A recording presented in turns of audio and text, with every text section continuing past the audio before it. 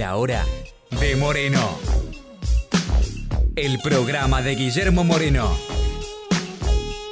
Economía, política y actualidad. A puro peronismo. En Caput.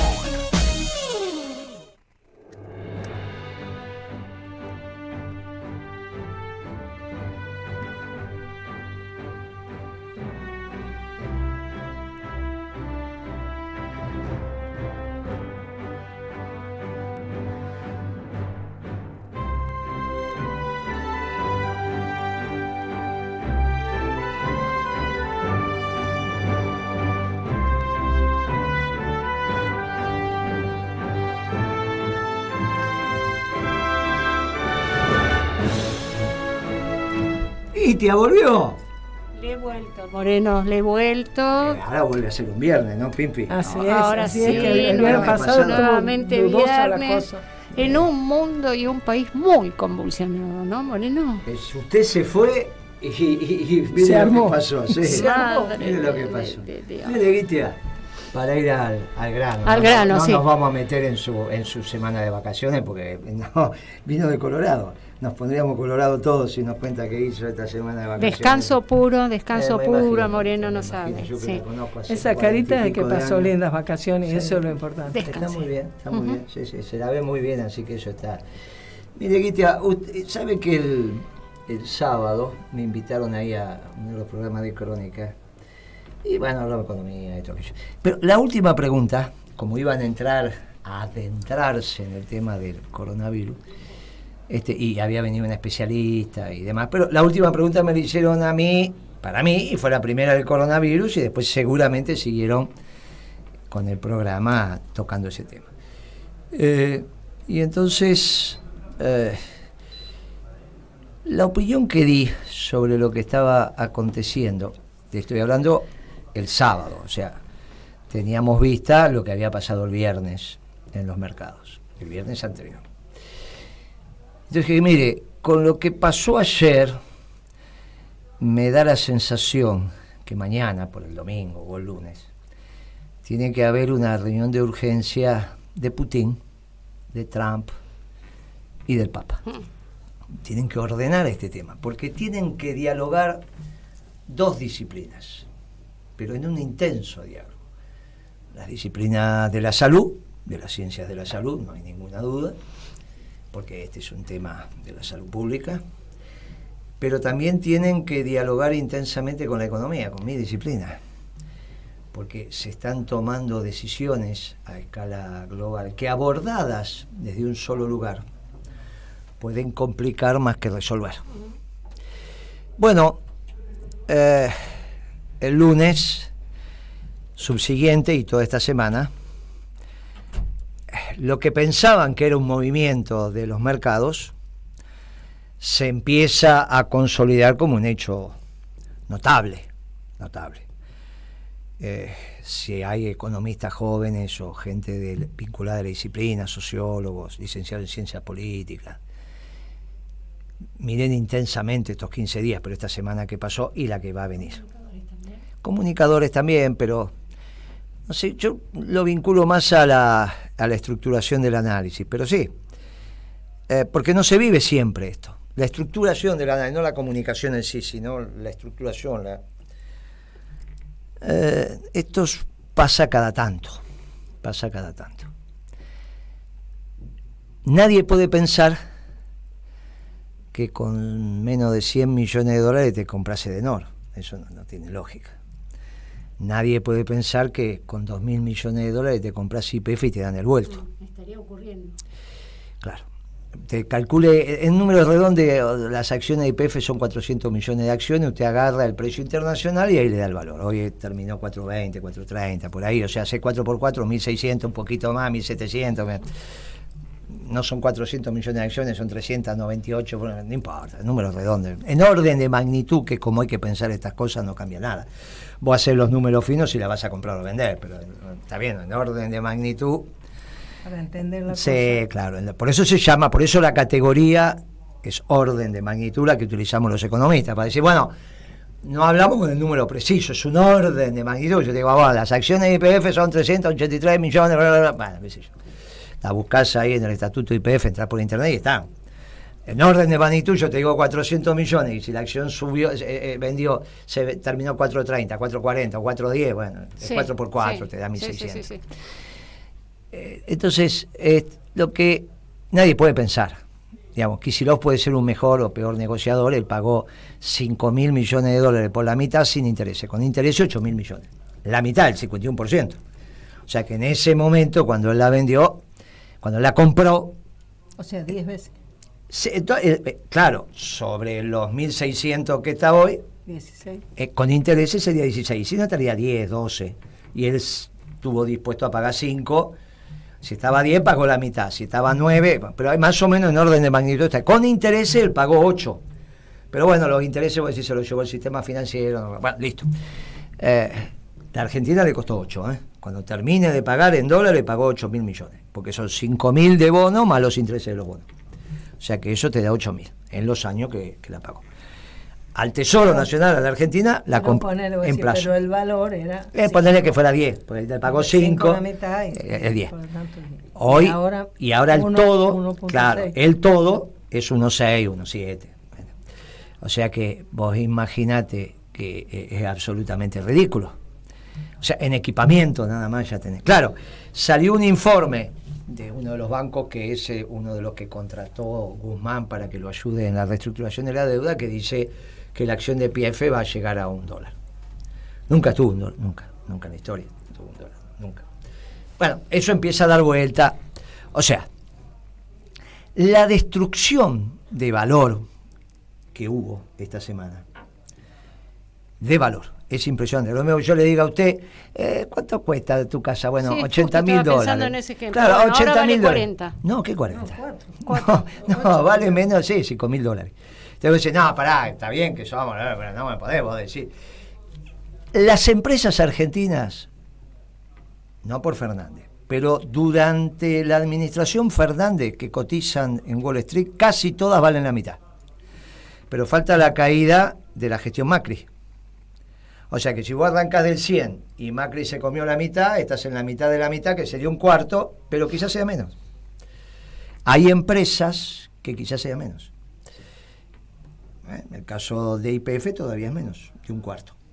Porque claro, estos 2 meses cayó como el 60 y pico %, y ya había caído. O sea, es absolutamente ridículo, pero por ahora es destrucción de valor. ¿Qué significa eso? Que en esta situación vos querés vender tu casa y la vendés a 10, te la compran a $10.000. Tu casa no vale $10.000. Por eso se llama destrucción de valor. Por ahora es destrucción de valor. Todavía no es la destrucción del hecho físico real. Todavía, claro. El problema es, tu casa todavía tiene los 3 ambientes, los 4, tiene la terraza. ¿Cómo se puede destruir el valor? Se destruyó. Sí, el valor sí. Bueno, inmediatamente se destruye. Suponete que tu casa, el edificio de tu casa, se tapa todas las cañerías de agua corriente y de cloacas. Sí. Y te quedas sin ascensor. Sí. Y encima la vereda está rota. Sí. Claro, y no encima el valor, ya perdiste el gas, el bienestar que entonces llega un momento en que no solo es, claro. Por ahora, mira cómo se pone nerviosa Guitia, qué feo ejemplo que hice para un viernes en la noche, con su casa, porque es una rumana que es casi tana, le toca la casa, te mata, sí, es una cosa que no podés, porque tiene que ver con eso. Mirá cómo se está enojando. Es una rumana. Anda a romper una casa en otro barrio. Se anda a romper en otro Justo lugar. la mía, que me costó tanto esfuerzo. A usted le consta. Sí, claro. A usted le consta. Yo fui el asesor de esa compra. Entonces, por ahora, lo que estamos teniendo es solamente destrucción de valor. Contable, en los mercados. Claro, empieza a tener, porque eso se traslada rápidamente. ¿Qué le va a pasar a YPF? Y obviamente nadie puede pensar que vale menos de $2.000 millones, salvo que deje de producir, salvo que todo sube. Bueno, ¿y cuánto puede pasar, cuánto tardar para que deje de producir? Y por ahí, muy poco. Claro, esta es una empresa estatal, entonces no tanto. Bueno, empresa estatal, tiene 51% de estatal. Entonces, bueno, siempre va a aparecer, pero en otras compañías no. Se ha producido una destrucción de valor de una envergadura tal que si esto no se para, hay un traslado inmediato a lo concreto y real, que es lo que hay que parar. Por eso el día, y esto no ven, esto es al margen de hechos ideológicos, de cómo vos lo veas, esto es destrucción de valor y la capacidad de la empresa de generar bienes y servicios. Por eso sugería eso la semana pasada, obviamente la reunión no se dio, y lo sigo sugiriendo, tampoco se va a hacer. Acaba de terminar la reunión del Fondo Monetario Real, donde fueron los Sherpas, por Argentina fue Argüello. Yo lo conozco, Argüello, lo conozco de toda la vida, Argüello, diría política, era presidente de mi centro de estudiantes y Argüello estudiaba Derecho, con Valdés, con Unamuno, con... Mire, yo le digo, no está en condiciones Argüello de estar en ese evento. No es que yo ¿Los tenga Sherpas nada. no son los especialistas? Los Sherpas serían el jefe, una especie de, ¿viste? El chief. Sí, Pero siempre es el Sherpa. pensé que era Sí, el que tiene que entender del guía. asunto, claro. Lo que pasa es que el Sherpa es el que encabeza la misión guiando al presidente. Entonces, viste, cuando siempre va uno al lado del presidente o adelante, por la misión del G20. En el G20 están los 20 Sherpas que preparan la agenda, preparan esto, y después guían al presidente a la decisión final. Y siempre lo asesora. El problema es que no está en condiciones de haberse formado, porque lo conocemos, no es un problema de che, yo lo conozco, lo conocemos. Lo conozco, Argüello. Ni estoy hablando ni mal ni bien, me importa nada. Lo conozco. En esa situación que está el mundo y cómo está Argentina, el Sherpa no puede ser Jorge Argüello. No le da la formación, no le Por da eso el te trabajo. digo, tiene Toma que la ser decisión alguien. de que sea. Bueno, el es presidente, obvio. Alberto Fernández lo puso como coordinador de, aparte de ser embajador en Estados Unidos, coordinador de los organismos multilaterales, como armar una comisión y decir, bueno, lo tenés a Chodos en el Fondo Monetario, lo tenés en el Banco Mundial, bueno, él de alguna manera es el coordinador de eso, y entonces va como Sherpa de este tema, porque es una reunión del fondo, pero no está en condiciones. Por Entonces, eso te digo que para mí la idea de Sherpa es la del que sabe del asunto. Bueno, El que tiene que, porque tiene que entender de qué se trata la discusión, si no... No está en condiciones, claro, es lo que estás diciendo. Pero no está, miren, tiene que ir alguien, tendría que haber ido el ministro de Economía. Bueno, no puede ir el ministro de Economía porque está discutiendo la deuda y no tiene tiempo. Bueno, agárrenlo a Nielsen. Estaba pensando en Bueno, Nielsen, agarren a que tiene una Nielsen, expertise. agarren a algún compañero, pero no está en condiciones. Lo que está en condiciones es de hacer un memo para el presidente de lo que se debatió. Bueno, porque el rol del embajador es distinto de ser Bueno, el jefe de una reunión específica, ¿no? Entonces, esto va marcando los niveles de lo que está aconteciendo. Después cada uno puede contar su anécdota. Entonces viene uno y te cuenta el ANSES, el otro te cuenta el PAMI, el otro te cuenta esto, el otro te cuenta... Bueno, ya estoy harto de todo eso, a todos les digo, mire muchachos, yo ya estoy... Pero esto sí, porque implica un nivel complejo de comprensión de lo que está ocurriendo en el mundo y en donde la Argentina, sobre el llovido mojado, porque ya estábamos complicados y llegó esto. Yo no quiero ahondar, las cartas están echadas. Usted, Iti, ha trabajado el tema de salud, ahora la voy a escuchar atentamente y seguramente va a enfocar esto desde su expertise. Pero la economía no puede parar. Si se les ocurre cerrar 11, por ejemplo, resuelva cuál va a ser la diaria de todos los cartoneros. Porque en Italia sí que podés concentrar a la gente en su casa. Y en general en Italia, las casas más que más tienen para 15 días en la alacena. Acá da 1 día y medio el promedio, pero abajo nada, da horas. cero. Porque la diaria, ganarte la diaria, No, es es cero. comer ese día o no comer. Yo lo viví en el Mercado Central. Eso me decía un tachero hoy. La diaria. Hablando sobre la posibilidad de cambiar el taxi en realidad, ¿no? Pero él necesitó trabajar todos los días para hacer el día. Claro, te lo comes.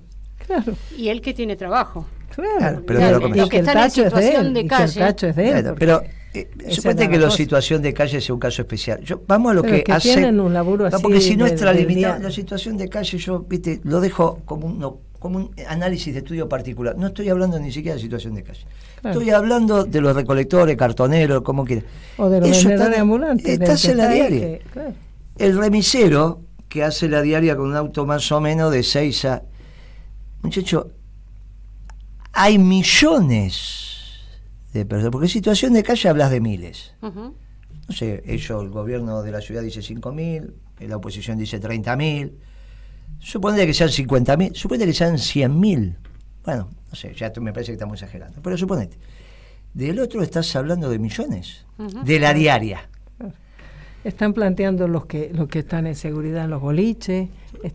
Todo ese mundo. Hay un mundo de la diaria, ah, donde la gente se la rebusca. Lo de los cartoneros es lo más obvio, porque si 11 queda cerrado y no sacas cartón, ¿qué vas a recolectar? No abrís paquete. Entonces, cada vez eso se puede, pero hay cantidad, pero cantidad. Claro, lo de la decisión de no suspender las escuelas, ¿no? Las clases. Y me parece, si está tomada desde la economía, diciendo, mira, ¿dónde va a comer esta gente? Es un hecho económico comer. ¿Dónde va a comer esta gente? No pueden comer porque los padres... Bueno, entonces, mire, hay que elegir las opciones. A veces, cuando uno aborda desde una sola disciplina, esto no se entiende, porque no está en la cabeza. vos lo dijiste el primer día que se empezó a hablar del virus y de la posibilidad de que hubiera muerte. Vos dijiste, más que por la enfermedad, acá los problemas van a provenir de todo lo que se va a ir perdiendo alrededor, ¿no? Hay un chiste, que no deja de ser chiste, pero los médicos si matan pueden matar de a uno, los economistas cuando se equivocan. Hay un tema muy complejo y ahí entra desde las distintas disciplinas las observaciones y después viene la decisión del que conduce, que siempre es el que tira la lapicera. O le delega la lapicera al presidente o toma las decisiones. Y tiene que terminar saldando el tema. Las cartas en la Argentina están echadas. La semana pasada no estaban echadas. Todavía estaban. Hoy las cartas están echadas porque ya está. Pero todavía hay posibilidad de transitar esto. La semana que viene, que solamente 7 días, podemos estar hablando en un lenguaje mucho más complejo. Por eso digo, articulen un espacio donde dialoguen por lo menos 2 disciplinas, la económica y la salud. Yo en las conferencias que estoy viendo no veo la disciplina económica opinando. Piensan que es un tema de si hay limpieza o no en el transporte, que si el ministro de Salud no sé qué otra cosa. Aparte veo en general cierto... Bueno, hay una comisión de expertos que se va a hacer cargo. Ayer le preguntaron a Trota, ¿va a haber clase o no va a haber clase? No, esa decisión no la tomo yo. Hoy en otra conferencia, no, esa decisión no la tomo yo, la tomo... En el barrio se decía sacándole el culo a la jeringa, una cosa así, ¿no? Al margen de eso, que ya sería, y yo se los aseguro, es absolutamente distinto al gobierno de 2003, donde los funcionarios que habíamos llegado con el 22% de los votos, o un poquito más, levantaban la mano cada vez que pedían un voluntario, no es que daban, a ver quién es voluntario, y todos levantaban la mano, todos se hacían cargo del problema. Al contrario, a veces la abstención era porque todo el mundo se hacía cargo del problema y venía, no, vos que te metés, vos no te... Y acá parecería ser que no me hago cargo, más que no tiene nada que ver con el 2003, al menos la conducta de lo que yo estoy viendo. Nada, nada. Yo, desde el 28 de mayo que tuve, el 25 domingo asumió Kirchner y asumió Devido, y yo el 28. Así que esto, me parece que falta la opinión de qué va a pasar con el aparato productivo. Las cosas no están por arte de magia en el mercado. Está porque hay un proceso productivo que permite que las cosas se fabriquen y después hay una logística que permiten distintos eslabones de la cadena que lleguen a donde tienen que llegar. Cuidado cómo van tomando las decisiones, porque hay trabajos que, bueno, yo cierro esta radio, y bueno, qué sé yo, cierro la radio, será una pena, 15 días no sale al aire, bueno, qué sé yo. Habrá un problema con la pauta, con esto, qué sé yo, bueno, pero se resuelve. Todo lo que se resuelva con plata, al margen de quien la ponga, porque en el límite la puede poner el gobierno, se resuelve. El problema es lo que no se resuelve con plata. No es que YPF sobrevive porque le damos plata. Si no hay negocio, vamos a tener un problema. Entonces hay que articular para que YPF siga siendo una empresa en la Argentina rentable. Y eso ya empieza a hablar de las características de modelo. Todo lo que se pueda arreglar con plata, se arregla. Nunca la plata para un gobierno puede ser una restricción, salvo que haya que adquirir con divisas. Pero si es con plata doméstica, no hay ningún gobierno que no pueda tomar tal decisión en el caso de Biombo que le falte la moneda local. Con lo cual te estoy diciendo, como la moneda de Estados Unidos es una moneda global, aquellos que están pensando que esto fue una maniobra, no sé de quién, porque leí por ahí que en realidad que Estados Unidos, miren muchachos, Sí, que bien. tienen la máquina de hacer, todo lo que se arregla con plata, lo van a arreglar. Así que ahí no miremos para adentro y empecemos a analizar todo lo que no se resuelve con plata. Una fábrica parada sin los insumos indispensables para poder producir, bla, bla, bla. Las consecuencias de que esa mercadería no esté en el mercado quizás sean peores.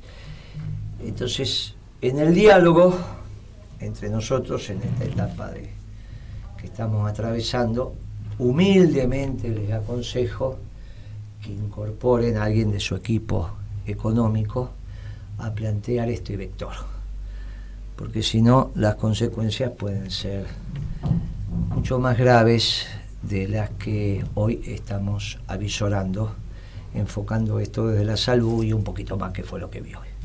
Kitia, que me decía varias veces con la cabeza, diciéndome que quiere opinar. No le estaba diciendo que quiero opinar, estoy reflexionando fundamentalmente a partir de lo que dijo usted, porque en realidad desde la concepción de política de salud, la salud no es un tema exclusivamente de los médicos. Digo, esto hace mucho tiempo que se dice que la salud es un tema interdisciplinario y donde tienen que dar cuenta, es muy complejo, digamos. Si la economía no funciona, la salud no va a funcionar. Si no hay agua, si no hay cloacas, si no hay infraestructura, si no hay acceso al trabajo, si no hay acceso a la educación, la salud no estaría funcionando. No funciona al margen de las políticas en los otros planos, funciona de manera articulada. Las decisiones de política sanitaria, acá estamos ante una emergencia, no estamos en situaciones normales, estamos ante una emergencia sanitaria. Y hay que tomar medidas articuladas con el resto de las políticas sociales y públicas, y en particular, digamos, la cuestión de la economía. A mí me tocó trabajar en salud muchísimos años, y yo me acuerdo que me tocó la crisis 2001-2002. ¿Se acuerdan? Digamos, sí, claro. Que fue terrible, y me tocó en la ciudad de Buenos Aires, y el que era en ese momento... que es sanitarista, que estaba a cargo de las políticas sanitarias con el cual yo trabajaba, tomó decisiones desde el punto de vista sanitario, pero desde el punto de vista económico también. O sea, se tipificaba la crisis desde el punto de vista sanitario, pero también se tipificaba la crisis desde el punto de vista de los recursos, y se tomaban decisiones desde el punto de vista económico, desde una concepción integral. Yo coincido totalmente, es una concepción integral en donde hay un delicado equilibrio de garantizar las condiciones de salud, de cuidado de la salud de la población, Pero bueno, digo, yo estaba haciendo también otra reflexión que no tenía que ver con la política sanitaria en particular, sino con este mundo en el que estamos viviendo. Este mundo en el que estamos viviendo, que es un mundo que se viene pariendo, sobre el cual nosotros decimos que es un mundo que está asentado en los vectores nacionales, que se está asentando en los vectores nacionales de la economía, que desde ese punto de vista es un mundo que está cuestionando profundamente a la globalización, y lo que está ocurriendo con el coronavirus también cuestiona desde otro lugar a la globalización, porque los países se están empezando a cerrar y se están asentando en su propia capacidad de respuesta frente a una emergencia sanitaria. Se están empezando a cerrar, se cierran fronteras, se cierran viajes, se cortan, no solamente acá, Estados Unidos acaba de cerrar los vuelos con Europa. Entonces, también es un mundo que desde el punto de vista de la salud también está poniendo en cuestión a la globalización. Sin ninguna duda. Y también está presenta un desafío para las políticas propias nacionales. ¿Desde qué lugar se responde como país, como modelo? Y bueno, si yo no tengo en claro cuál es el mundo desde los distintos vectores, y también acá, digamos, el tema es los bandazos, ¿no? Es ir de un lado, negar, y del otro tomar medidas que no se corresponden. Lo que vos decías, que está bien que no se cierren ni las escuelas ni las universidades por el momento, porque mi experiencia, por haber trabajado situaciones de emergencia en salud, me dice que hay que definir niveles de alarma y de respuesta. Entonces vos no podés jugar todas las cartas, todas, tenés que tener niveles de alarma y de respuesta. Frente a determinadas situaciones, yo tengo una determinada respuesta. Se vuelve más crítico, tengo otra respuesta, se vuelve más crítico, tengo otra respuesta. Entonces, desde el punto de vista es un delicado equilibrio, porque por un lado hay una demanda de la población, digamos, acá tienen que ver mucho los medios masivos de comunicación, pero hay una demanda sobre ejes falsos de lo que sería la atención sanitaria. Llegué a Ezeiza y no me tomaron la temperatura. ¿Por qué te tienen que tomar la temperatura? Digo, estas cuestiones, digamos, tienen que ver con, además, cómo defino la política y cómo comunico yo la política sanitaria. Entonces, yo no puedo dar respuesta a lo que surge del sentido común. ¿Se entiende lo que estoy planteando? La demanda que surge del sentido común, del temor, tengo que dar respuesta desde la política sanitaria y, digamos, con la crudeza y tal vez la respuesta que por un lado lleve tranquilidad, pero esa tranquilidad que lleve no tiene que ver con lo que la gente está esperando, ¿se entiende? En ese momento. Bueno. Y que las decisiones que tomen no tengan un costo mayor que el problema que venían supuestamente a resolver. Entonces resulta que nos vamos a quedar más tranquilos si nos encerramos ya todos en nuestras casas, porque digamos, y no, de repente no es eso lo que hay que hacer. Hay que hacer de manera paulatina en la medida que desde el punto de vista sanitario y desde coordinado y articulado con las decisiones desde el punto de vista económico, vamos viendo distintas situaciones. Y hay que tomar decisiones. Bueno, lo que nos pasó a nosotros en la ciudad de Buenos Aires, cuando fue la crisis 2001-2002, fue que por un lado estaban descentralizadas, cuento un ejemplo, digamos, estaban descentralizadas las compras de los hospitales. No había recursos, no había insumos, se complicaba porque muchos de los productos en salud son importados, la gran mayoría. Entonces se había empezado a complicar la compra de insumos hospitalarios para la atención de la salud de la población, y como las compras estaban descentralizadas, cada hospital tenía su propio stock de recursos. Y ustedes conocen lo que son los sistemas de salud y los que son, digamos, las áreas de gestión, muchas en la administración pública, que funcionan como compartimentos estancos. Yo tengo mis recursos, yo me siento sobre mis recursos, y después el hospital que está, digamos, en otro barrio. Bueno, lo que hicimos fue tomar una decisión de hacer un relevamiento de los recursos y entrar, digamos, a capa y espada en los hospitales y hacer un sistema de clearing entre los hospitales para poder garantizar, porque recursos había, el tema que estaban mal distribuidos, entonces no solamente eso, sino que productos que se compraban y que estaban cartelizados o en los niveles de los hospitales que salían mucho más caros, se tomó la decisión, digamos, política y económica de comprarlas desde el nivel central para garantizar el abastecimiento. Digo, política económica y política de salud y política social van de la mano, y tal vez haga falta avanzar. Hubo una reunión ahora de gabinete ampliado. No hay un discurso, sí, hubo, se convocaron, pero yo estoy yendo en el debate no del presupuesto, sino de la economía. No estoy hablando la economía de la visión del presupuesto de la unidad de ejecución, sino estoy hablando de la economía. ¿Sabes de qué me acordé? Cuando fue, creo que ya te lo dije el otro día, ¿no? Cuando fue el asunto de la gripe A, que también hubo una situación tremenda, me acuerdo que me tocó viajar. Muertos, creo que hubo con la gripe. Bueno, yo no sé exacto el momento, pero me tocó viajar a Tucumán por algo de la Subsecretaría de Defensa del Consumidor y 2009.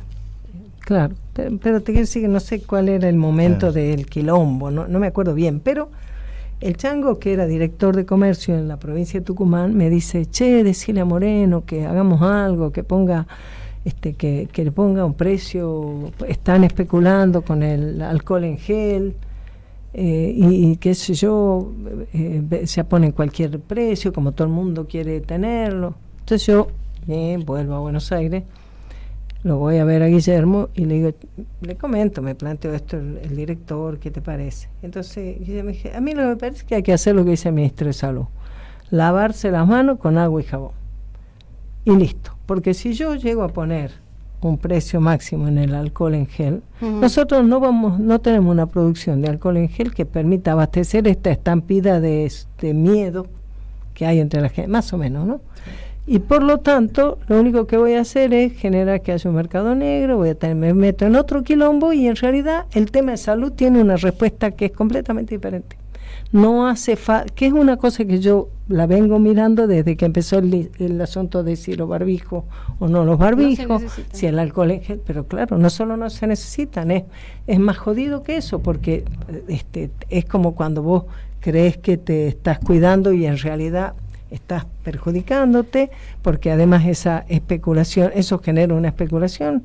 La doctora que va a mi casa me dice el otro día que el barbijo que usa ella es emergentóloga, y ellos usan un tipo de barbijo que es especial. Que tener una trama especial. Bueno, pero ella me dice lo que yo compraba a 100 pesos, pero ¿qué me comenta ella? Sí. Lo que yo compraba a 100 pesos en noviembre, hoy lo voy a comprar y me piden 800. Sí. ¿No?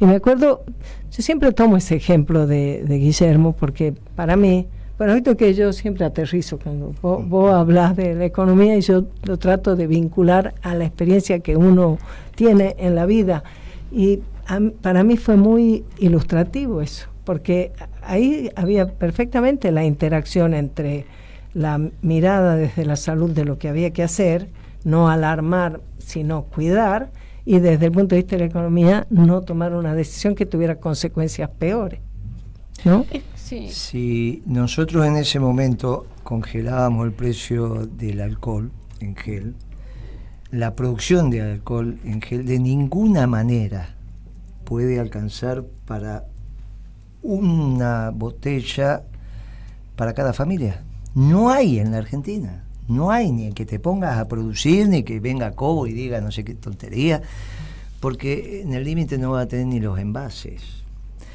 Por eso la economía es muy sencilla, mientras la cosa esté caminando. Cuando la cosa no camina, la economía es de profesionales, pero no profesionales que salgan de la facultad, eso no es ser profesional. Profesional de dominar el arte, el oficio, entender de lo que se está hablando, Por eso es tan importante hablar de orden de magnitud. ¿A quién se le puede ocurrir que se va a poder cerrar el mercado central? Es imposible. Entonces hay que explicar que el mercado central... ¿Qué tiene que decir? Bueno, miren, yo tengo que decir como economista, mire, el abasto de mi pueblo, de la ciudad y Gran Buenos Aires, hasta un radio de 100 kilómetros, se llama mercado central. Ahí 14, 15, 16 millones de personas, lo que vos quieras. Bueno, muy bien. Esto no puede cerrarse. Díganme... ¿Cómo garantizo que esté abierto?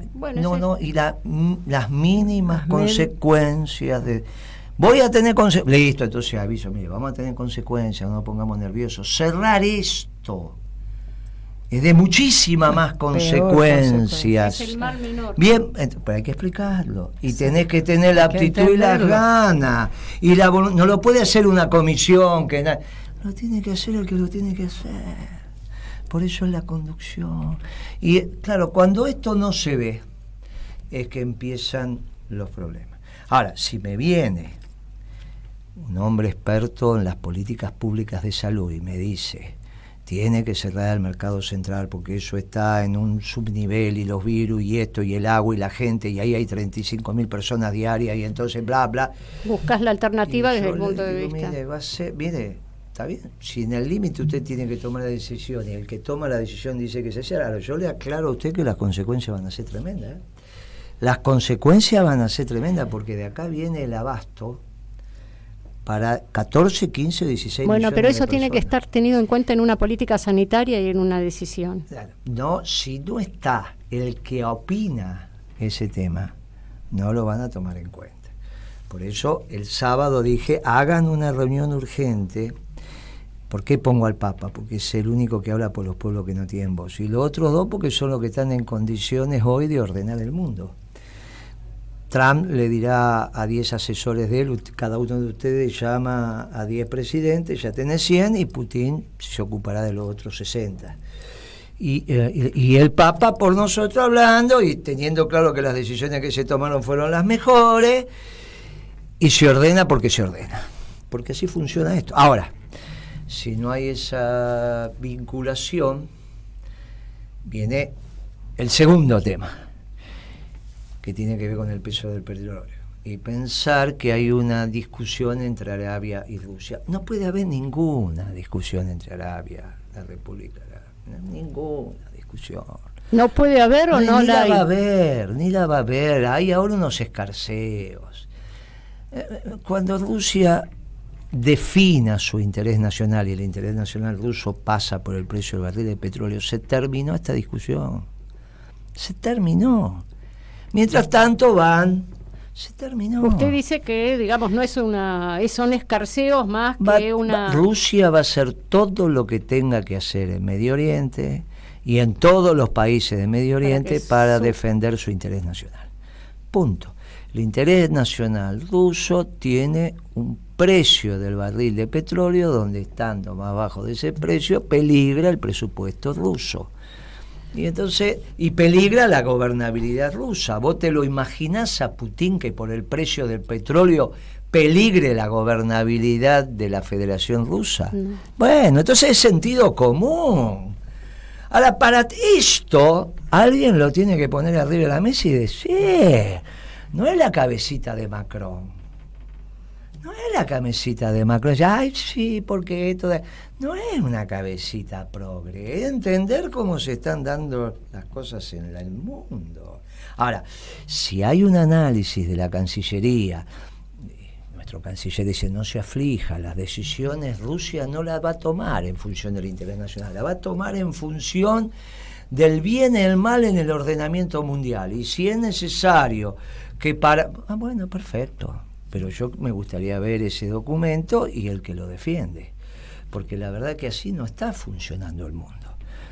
¿Dónde va a estar el precio del barril del petróleo? Va a estar el precio del barril del petróleo donde Putin y Trump decidan que esté. Salvo, y yo te aseguro más, Putin, salvo que Trump decida jugar el resto por el precio del barril del petróleo. Y no lo va a jugar, porque también le sirve que el precio del barril de petróleo esté en el lugar donde tiene que estar. Conclusión, ¿qué va a pasar con YPF? Y desde este ordenamiento YPF, cuando se recupere alguito el valor del petróleo, obviamente que no puede valer esto. Ahora, hay un tránsito en el cual tenés que caminar y tenés que tener las ideas claras y ver dónde vas a quedar parado, porque en el medio se te van agotando los tiempos de la renegociación de la deuda y ya los diarios oficialistas desde el punto de vista económico, como puede ser ámbito financiero, porque obviamente que sigue siendo de Sousa y de López, y la relación entre Sousa y López y el gobierno está clarísima. De hecho, Alberto Fernández era el abogado de López. ¿Está bien? O sea que no es que estoy inventando una cosa extraña. Después, cuando dejó de ser Alberto Fernández, fue Aníbal, pero esto se sabe. A ámbito financiero es el que informa que empezaron a comprar los buitres, porque los propios buitres te lo hacen saber. Porque es la lógica de la negociación internacional. Bueno. Claro, y ahí ahí cualquier negociación se te hace mucho más complicada. Porque hay aguante y hay especulación. ¿Sabes qué es lo que pasa, Pimpi? El que nunca hizo un cheque en su vida, que cuando dice páguese a no sabe qué poner, piensa que, mira, la convocatoria de acreedores de una empresa, vos podés salir, que sería el default de la Argentina. El símil de la convocatoria de acreedores de una empresa es el default de un país. ¿Lo podés administrar? Lo podés administrar. ¿Lo administró Duhalde? Lo administró Duhalde. Duhalde puede decir, mire, no es tan grave, muchachos, lo hicimos. Lo hiciste, Duhalde, y vos sabés que siempre lo valoré. Sí. ¿Lo hizo Kirchner hasta el 2005? Lo hizo Kirchner hasta el 2005. Hasta el 2005, no, hasta el 2005. En el 2005 presentó Kirchner y le aceptaron la propuesta, el 60 y pico %, y después en el 2010 llegamos al 93%. ¿Está bien? Muy bien. De aceptación de la propuesta. Hicimos 2 presentaciones. Nos quedó un 7% que nunca entraron, que fueron los buitres. Primero, no había tantos buitres. Pero a su vez fundamental para los chicos que están pensando esto y que uno los escucha y piensan que a una guerra se va con tacones. No de mujeres, viste que los varones ahora también usan, pues si no me estás mirando, viste, a la guerra no se va con tacones, muchachos. Se va con borcegos porque los tacones te molestan. No se va, y la guerra no se gana con gritos, y cuando te pegan un tiro, te pegan un tiro, y cuando te meten un tiro en la frente, te voló la frente, de arranque es un punto, y cuando le das vuelta a la cabeza, no existe la mitad de la cabeza. Muchachos, esto no es así. Cuando vos entras en default, tenés 2 maneras de entrar: con plata o sin plata, igual que en la convocatoria de acreedores, ya lo conté. Si vos entras en la convocatoria de acreedores con plata, y la vas a ir llevando. Si entras sin plata, estás a la vera de los proveedores, que en este caso son los fondos de inversión. Imagínate los buitres. ¿Qué sería entrar con plata a la convocatoria? Las 2 monedas que precisás: pesos y dólares, porque la Argentina funciona con pesos y con dólares. Hay un montón de insumos que vos lo tenés que comprar, como vos explicabas recién en el tema de la salud, con dólares. Entonces vos tenés que entrar en una convocatoria. ¿Entró Duhalde a la convocatoria con pesos y dólares? No, pero rápidamente los hizo. Para febrero del 2002 al mes ya teníamos superávit fiscal importante, que se fue agrandando a medida, el superávit fiscal a medida que, entonces te sobraban pesos, y ya tenías una balanza comercial que había despegado. La Argentina decía, tengo este producto, y el mundo te lo sacaba de las manos. Rápidamente tuvimos pesos y dólares y manejaron la convocatoria de acreedores o default. El problema es que ahora no tenés ni pesos ni dólares. El superávit comercial que dice el ministro de Economía y que habla Alberto es trucho. Es un superávit comercial. No hay actividad económica. Sí, pero aparte es trucho.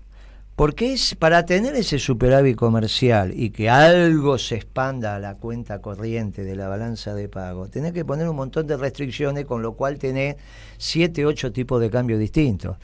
Porque cuando nosotros teníamos el superávit comercial era machazo y nadie te corría, sobraban dólares. La prueba de que ahora no sobran dólares, no hagamos una discusión entre macroeconomistas, porque hacemos los números y no sobra, es que están las restricciones.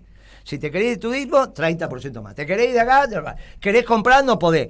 Muchacho, querés girar royalty, querés ganancia. Cuando vos le decís a la economía, mire, tengo este superávit comercial, pero en realidad usted, si quiere llevárselo este superávit, no puede. Está claro que no hay superávit, porque si no lo dejaría. ¿Para qué te vas a poner con todo este quilombo si no lo tenés? Y cuando el Banco Central dice que hay superávit de cuenta corriente de la balanza de pago, tiene razón, pero ¿sabes por qué? Porque el Banco Central cuenta la plata que entra y la plata que sale, y no tiene idea de las facturas que están a pagar o las que mañana se van a hacer. Porque no es el rol del Banco Central. Uno es el criterio caja y otro es el criterio de vengado. ¿Está bien? Vos sabés que vas a tener que pagar la luz. Eso es contabilidad. Bueno, está bien, pero vos sabés que vas a pagar la luz. Entonces, si te queda la moneda para pagar la luz y un poquito más, y si no te cortan la luz, la guardás. Aunque la tengas la plata, no la gastás, porque con el criterio de vengado sabés que esa plata hoy la tenés pero no te sobra. Viste que no es tan difícil. Claro. Entonces el Banco Central te informa. No, porque miren, nos sobraron 1.000 y pico de millones de dólares después que pagamos todos. Y es verdad, el balance del Banco Central dice eso, pero no te dice todo lo que no pagaste, porque no se presentó a cobrar o porque todavía no venció. Ese es el criterio de vengado. ¿Cómo funciona la vida? Con el criterio de vengado. Porque ese es el ordenamiento económico de la vida. Vos cobrás el sueldo, separás. Aunque tengas la plata en la cajita, si vos te viene la luz al día y la tenés que pagar, vos sabés que esa plata ya está gastada aunque la tengas. Es el criterio de no de lo ejecutado, sino lo de vengado. De vengado. El criterio ejecutado es de vengado. El criterio caja sería. El criterio caja es cuento lo que me entró y lo que salió y ese es el saldo. Bueno, muchachos, no es. Claro, pues la administración de la casa, mientras tenés la plata, va a gastar. Después cuando te entró una cuenta que ya sabías que venía y no te había quedado la plata, estás en un quilombo. Pero bueno, tenés la turbulencia de los contextos también. Salió un ¿no? informe de la que hoy es la recaudadora, Marcó del Pont, de Fiel, que entiendo que sigue trabajando y si no es su gente, en Fiel, donde dice que tenemos superávit de cuenta corriente. O sea, no es cierto. Entonces dice Marcó del Pont, según los resultados del Banco Central, la Argentina tiene excedente externo. ¿Y eso para qué le serviría? Decir eso que... Yo no sé, será para convencer a Alberto, o convencer a alguien de que esto está caminando bien. Entonces uno tiene que decir, mira, es un mamarracho lo que está diciendo. Porque no hay superávit externo cuando hace bien las cuentas. Entonces no tenés dólares. A ver si todavía porque te crees que tenés superávit externo con las cuentas mal hechas, decir, me banco entrar en default. Porque me sobran dólares. Y resulta que después no te sobra nada. Resulta, porque si sobraran dólares, ¿qué? ¿Por qué tengo el dólar marginal? Miren, muchachos, los precios se me van a hacer al 83. Y no le puede decir a Pablo Español, mire, ni hablo de Pablo Español, estoy hablando de la macroeconomía, ni me voy a meter Pablo Español, no sé, que opera en no el tiene margen. ninguna, no tiene, mire muchachos, no es así esto. Ahora, ¿te sobran pesos? No, te viene para abajo la recaudación. Y peor ahora con esta esto. situación. Hoy pensaba yo en eso, peor va a ser. Vos dijiste sobre llovido mojado, y eso es tal cual. Si venía para abajo, calcula ahora. Entonces, no tenés cierra ni peso. esto, cierra una sucursal del supermercado, cierra una fábrica, y bueno, va a bajar la recaudación. No te sobran pesos, no te sobran dólares. Y vas camino a una situación bastante compleja. Y porque van 3 meses ya. Dijimos y cumplí que para marzo se hablaba. Llegamos a marzo, pero hay que hablar. Esto hay que decirlo, esto hay que explicarlo. No sea cuestión que están haciendo las cuentitas mal. No sobran pesos, no sobran dólares, por lo tanto vas a entrar en un default sin pesos y sin dólares si entras en un default. No tiene nada que ver con el 2002, pero nada que ver. A Kirchner le sobraba plata en pesos y en dólares. Nos sobraba plata en pesos. Después venían los gobernadores y decían, che, aflojame esta plata. Y él decía, no tengo plata. Y tenía una bolsa llena de plata. Y decía, mire, la realidad es que esa fue la sana administración. ¿Qué hizo Kirchner? Que la heredó de Duhalde. Pero ahora el problema, por no haber habido gobierno de transición, que nadie generó el exceso de pesos y el exceso de dólares. Entonces vas camino a una discusión muy asimétrica, como dirían los comunicadores, Guitia, o los politólogos. Y peor si no te das cuenta de la situación en la que estás. Peor es si no estás comprendiendo. Vas a subir al ring y no sos Tyson, ¿eh? No sos Tyson. Por eso digo... Peor es si vos estás contento porque mirás que en la cajita queda plata y te olvidas de todo lo que te faltó pagar y que te va a venir la cosa. Mire, no queremos amargar. Mira la cara de Guitia, estaba feliz después de escucharnos. Escuchame, vino una semana de vacaciones, venía así, venía lo más bien, veníamos todos contentos. ¿Sabe que nos vamos a ver qué teníamos, Moreno, de los piojos? Una cuestión es que la caracterización de la coyuntura, que es una coyuntura muy complicada, bueno, no te paralice. No te paralices. Exacto. Hay que seguir con la vida. A ver qué dicen los piojos, y después. No nos paralizó en porque la época, Moreno. Es viernes, Guitia. No nos tiene que paralizar. No, de ninguna manera. No se resuelven las emergencias de esa manera, con parálisis y confusión.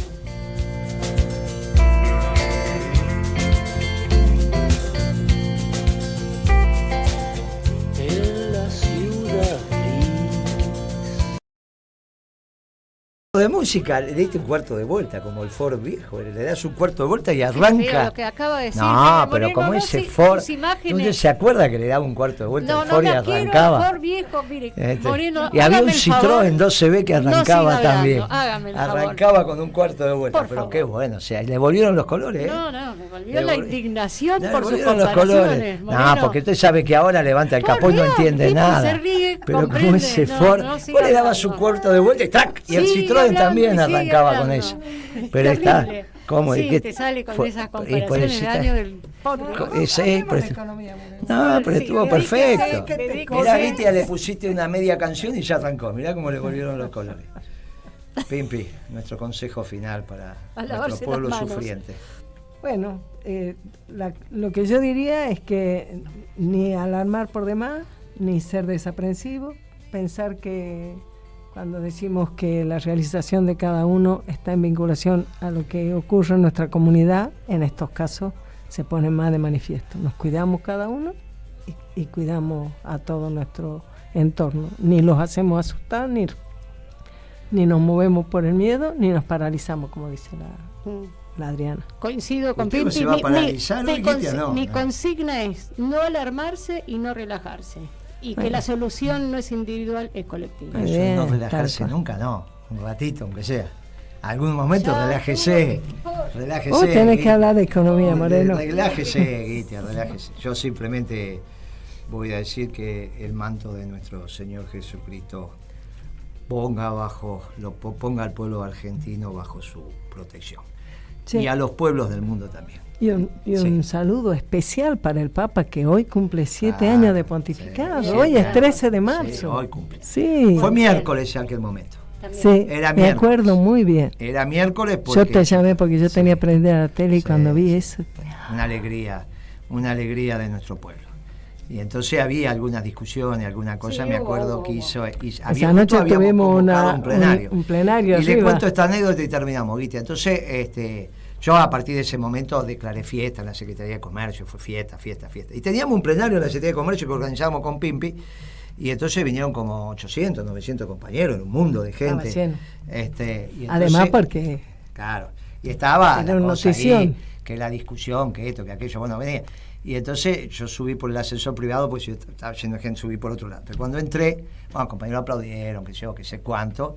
Y entonces dije, qué día extraordinario hoy. Alguno hubo medio... había. Entonces dije, muchachos, si el pueblo argentino está contento, los militantes populares están contentos.